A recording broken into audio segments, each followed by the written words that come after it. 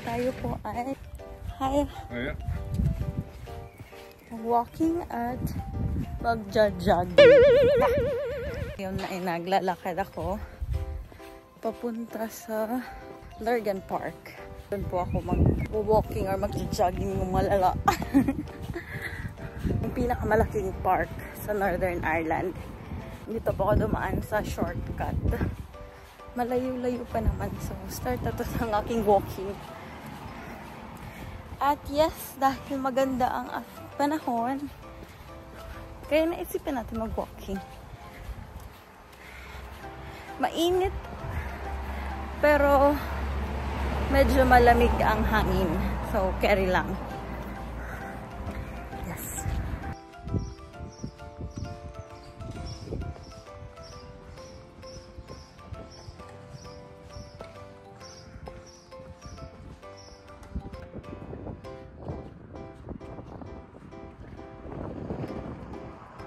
Meron po doon na daanan natin na nasa labas siya ng bahay nila at tagpapaaraw. Kasi minsan lang po ganito ang panahon dito. Minsan lang mainit. Kasi kadalasan dito sa amin ay maulan kahit na summer or spring na. Katulad ngayon spring na. Pero nung past few days ay maulan. Umuulan-ulan, may isang araw na mainit, tapos uulan na naman. So, yun. Dito ako dumadaan ngayon sa shortcut kung saan dito kami dumadaan dati nung naglalakad pa kami pag nag-grocery. Kasi parang ito yung mas malapit ka. Shortcut ka, di ba? Dati nung pagdating ko dito, wala tong mga dahon. As in, puno lang talaga. Tapos ngayon, spring, meron na siyang mga dahon. Lahat yan, walang dahon dati. Tapos, mawawala na naman siya pag autumn season. Yun yung pagdating ko dito. Autumn season na yun, kaya yung mga puno, halos wala ng mga dahon. Ito po yung sentro sa lugar namin. Mga taong naglalakad-lakad, nag-jogging, kasi po maganda po yung panahon. Dati walang mga dahon yan. Ngayon, meron na.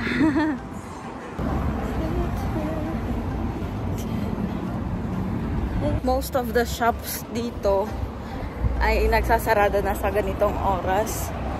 Dahil it's already 4:45 in the afternoon. So, mostly po kasi naglo-close ang mga store dito is 3:30 or 4:30.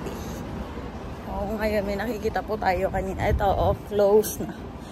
Pero kanina, open pa. 4:30 po sila nagsasarado dito ang mga tindahan. Pero may mangilan-ngilan pa naman po na bukas pa. Malapit-lapit na po tayo. Mga 2 minutes na lang nalakad at makakarating na tayo sa Lurgan Park. Malapit sa park ay may isang castle. Ang tawag dito ay Brownlow House. So, yes. Ito po yun. Yan.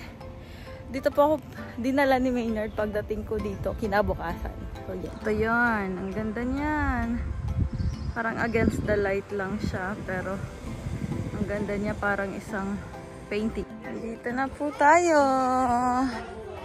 We are now entering the largest park in Northern Ireland. Then, Lurgan Park, Northern Ireland's largest urban park.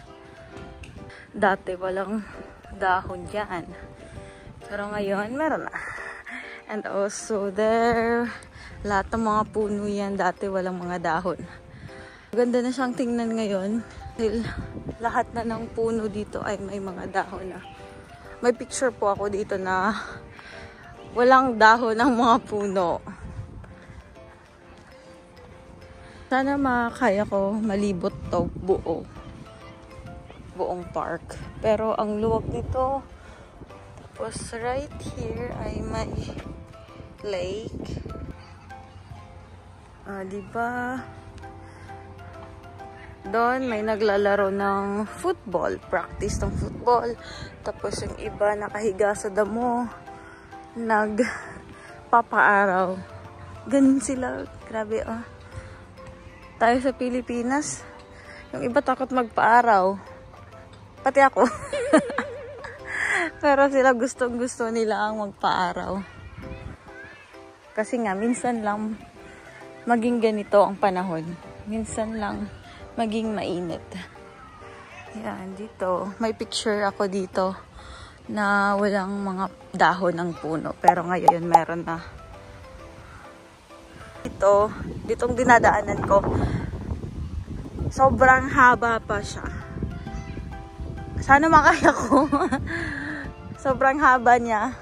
Tapos, paikot yun. Paikot doon. Tsaka meron pa doon. Diba ang ganda? Nangangalahati na tayo dito. Sa dinadaanan natin. Pwede tayo dito mag-shortcut papunta dun sa isang daanan. Pero mas maganda ikutin natin dito.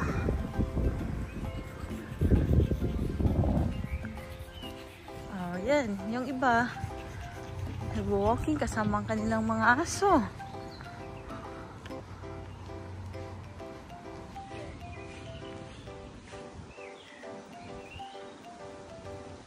Hey, we made it. So, hanggang dulo po tayo. Doon po tayo galing kanina. So, ngayon ay umikot na tayo. So, pupunta pa tayo doon sa kasuluk-sulukan, doon sa may malapit sa lake para makita nyo. Pero, bago tayo umikot, hahanap muna tayo ng mauupuan. Titingin-tingin sa magandang view, mga puno.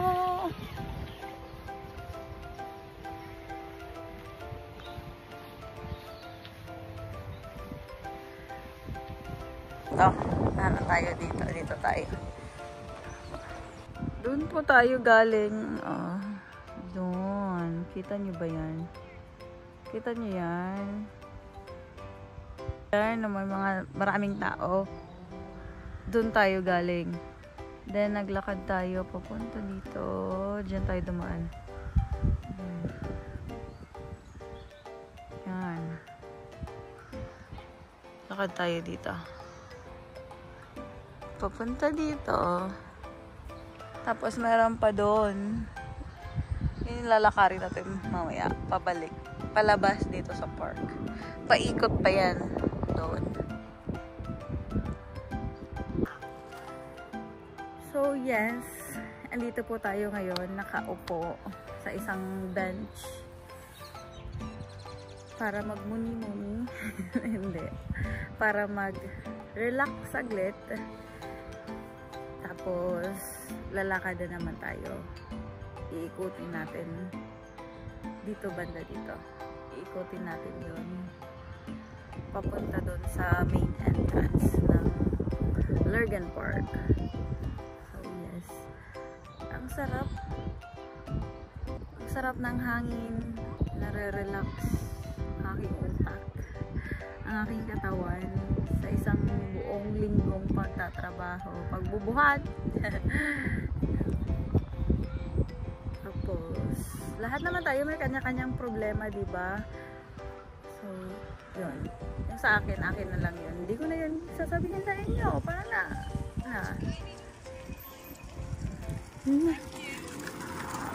Bye! Meron mga nagbabike doon. Napansin lang tayo na nagbi-video tayo. Ang sarap lang talaga. Ang lamig ng hangin. Tapos mainit yung araw. Ganda yung mga puno, ang dami, ang lalaki. Kung sa Pilipinas parang nakakatakot takot na mga puno. Pero dito ang ganda. Ang ganda ng pagka-landscape. Ang pagkalagay ng mga puno, basta ang ganda. Ang maririnig mo lang dito ay mga dahon. Ibon. Tapos parang may mga duck. Oh, yung mga duck na parang umiiyak. Basta yun lang marinig mo dito. Pag may mga dumadaan, marami namang tao. Mga nagwo-walking din. Yun lang, maririnig mo. Pero pag dito sa banda na inupuan ko, walang masyadong dumadaan na mga tao. Malimit lang. Kasi yung iba, dun lang sila banda. Tapos may shortcut naman kasi. So dun sila dumadaan.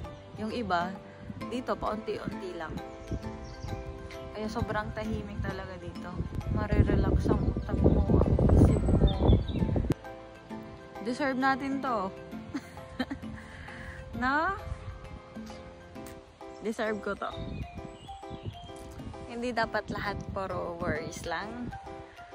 Hindi dapat lahat puro pagod lang. Dapat relax din tayo. Kasi ito yung dapat. Dapat balance lang. Tataka kayo kung bakit ako lang mag-isa. Kasi gusto ko. Pero alam naman yun ni Maynard na nandito ako. Alas 5 na pero ang araw nasa taas pa. Ang taas pa ng araw. Para kung sa Pilipinas, alas 3 pa lang. Alas 5 na dito.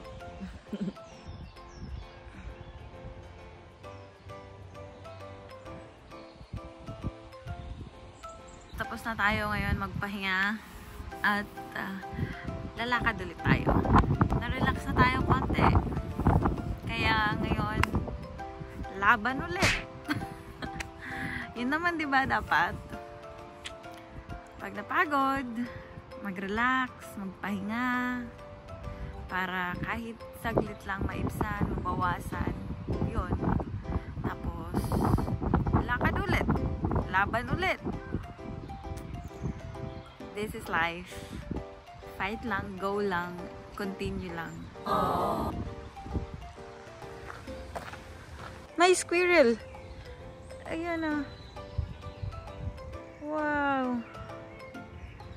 Ayan pa, dalawa sila. Ayan na yung lake. So, maluwag siya.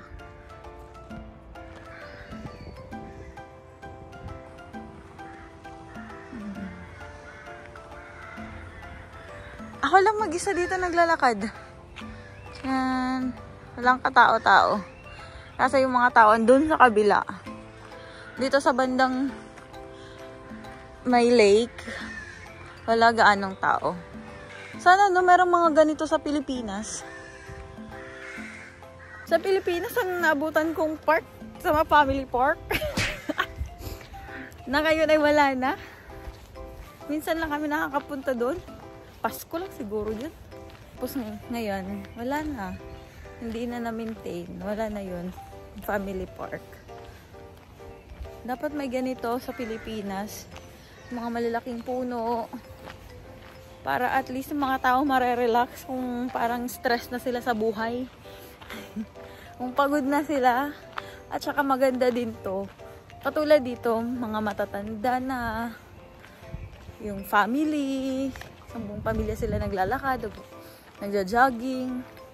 Yung iba dito, may, kahit walang pamilya, may aso.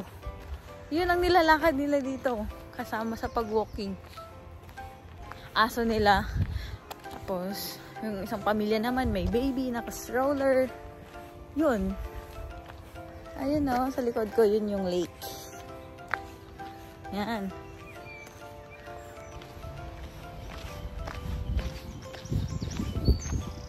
Yes, dyan tayo galing. Tapos kanina may tao dito na dapat makakasalubong ko pero dito siya dumaan. Kasi nakita niya, video ako. Tapos doon siya dumaan. Parang may daanan doon na maliit. Nakakatakot na doon. Kaya dito tayo. Continue lang tayo. Ito na tayo sa Lorgan Lake. Ito na yung lake kanina na dinaanan natin. Tapos yun. Dito may playground for children.